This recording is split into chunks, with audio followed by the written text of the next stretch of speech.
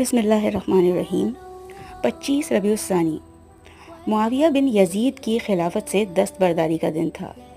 جب یزید ہلاک ہوا تو اس کا بیٹا معاویہ اس کی جگہ تخت نشین ہوا۔